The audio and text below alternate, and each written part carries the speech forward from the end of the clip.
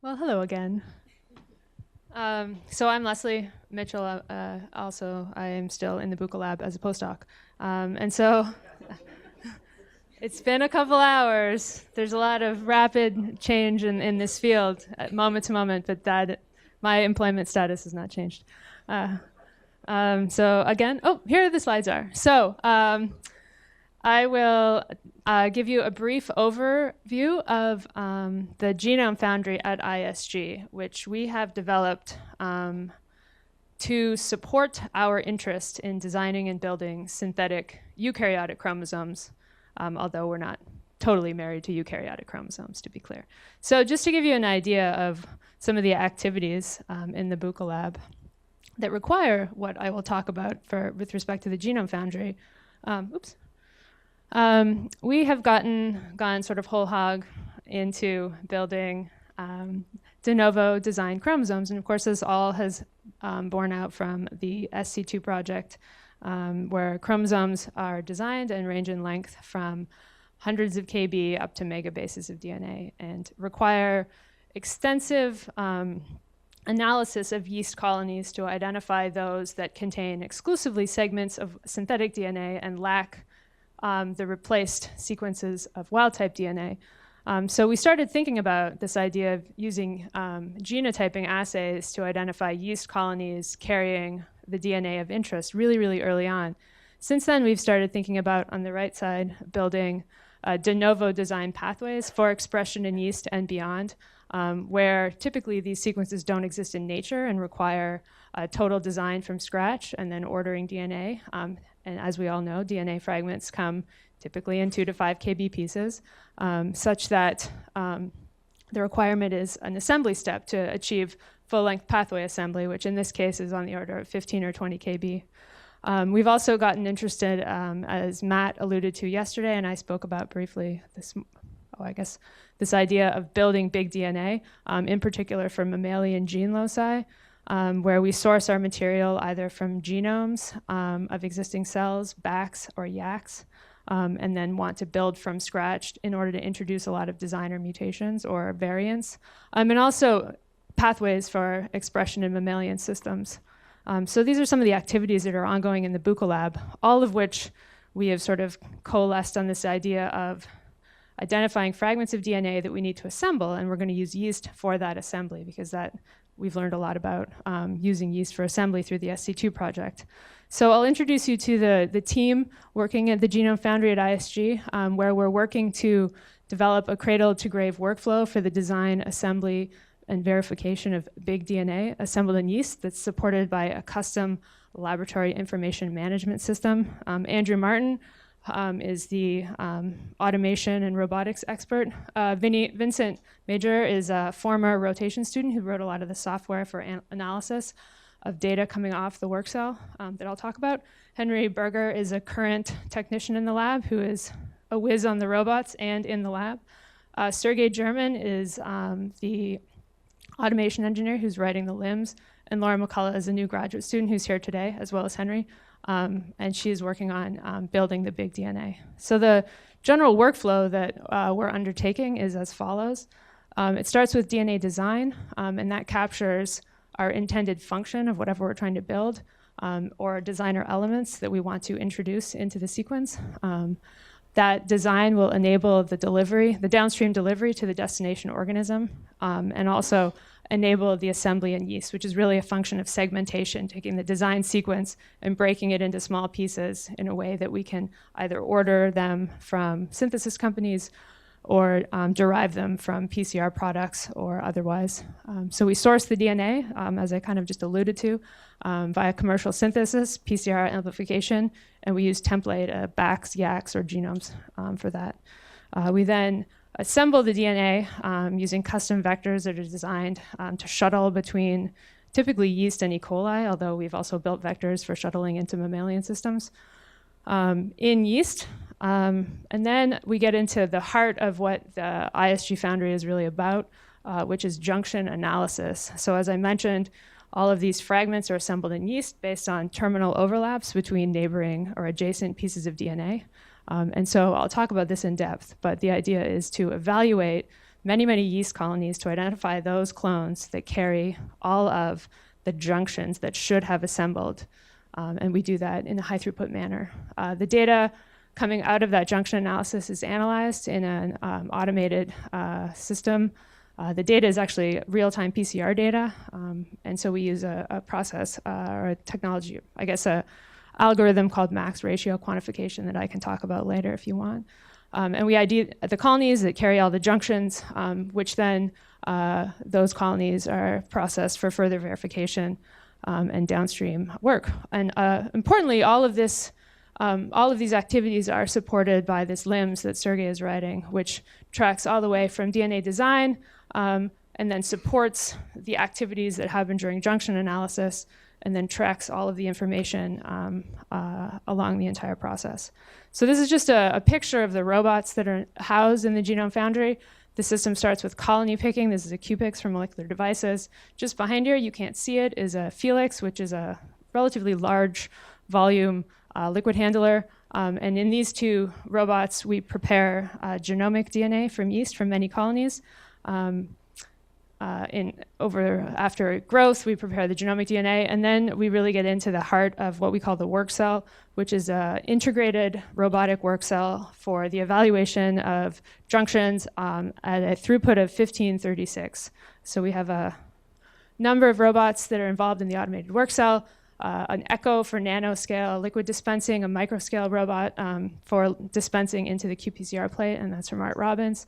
Robotic arms, plate stacks, an automated centrifuge, a peeler and a sealer, and then the Roche 1536 light cycler. So with these intact, and it's been integrated in partnership with Hudson Robotics, we can do high throughput gene expression analysis, but really the bulk of our workflow is housed in this genotyping, where we can do qPCR tag analysis for SC2, junction PCR analysis, and of course we can do other activities like assessing multiple edits that are made in a single cell across many loci. But the junction PCR assay, it looks a little bit like this, where in this case there's 3 junctions across 4 fragments, and we just design primers that span those junctions. And then in the qPCR assay, ask whether those junctions are present or absent. So it's a simple genotyping assay.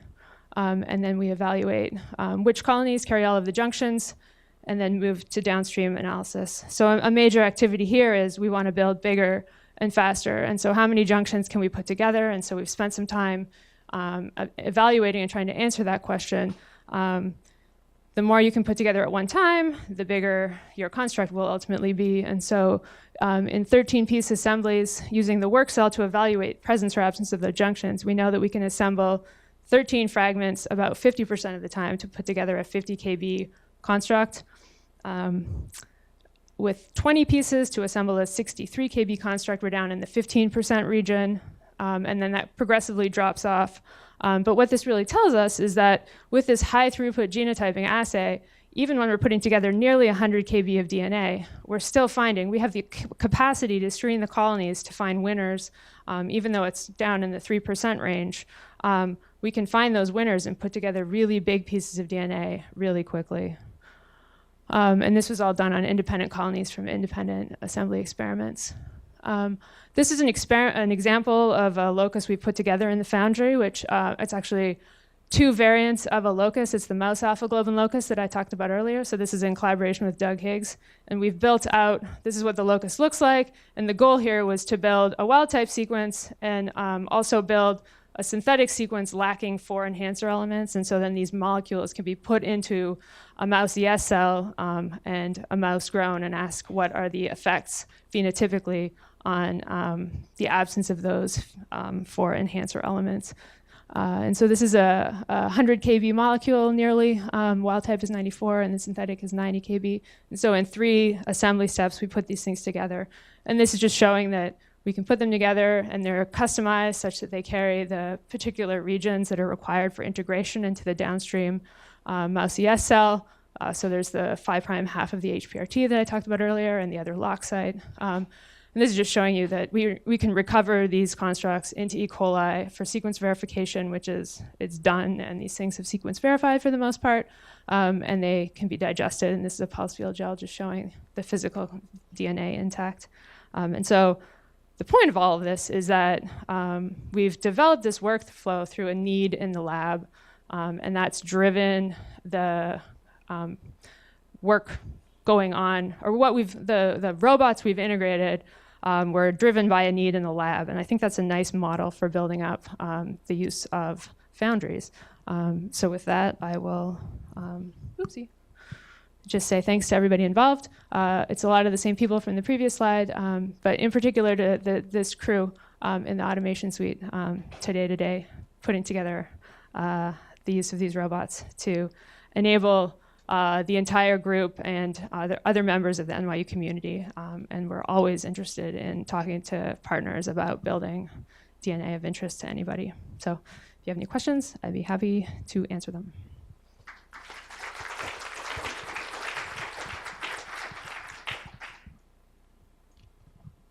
Integrate sequence verification in that pipeline. That would seem to be a bottleneck somehow, somewhere. So you can either sequence the yeast colony, and coming along for the ride with that would be the molecule you've assembled. Or you can recover into E. coli, and we've been PacBio sequencing these. But yeah, that's a step that's taking time. I think that can be mitigated by bringing in sequencing technology in-house. I mean, we're using NYU core facilities right now, but that could be sped up dramatically by having sequencing directly as part of our pipeline.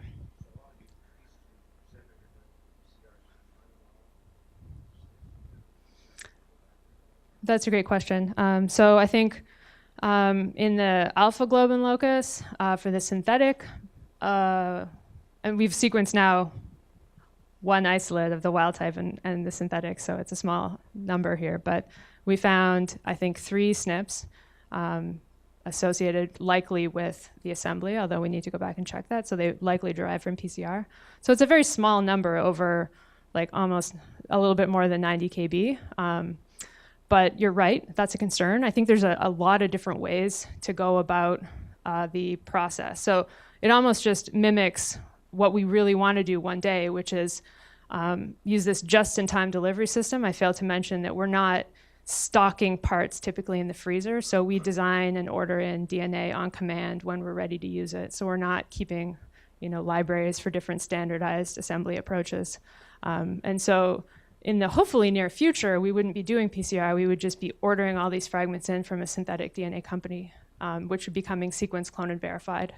But right now, this is sort of developing that workflow via hacking it by using PCR. Yep.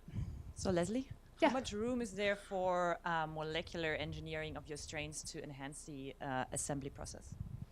Oh, that's a great question. Yeah. So like the yeast strain we're using for assembly. Exactly. Ah, that's a great question. I think the answer is you could find a strain that's particularly transformable and good at taking up DNA. And I think I was thinking about talking to Farron about this, that he's also interested in that activity of having highly competent yeast cells.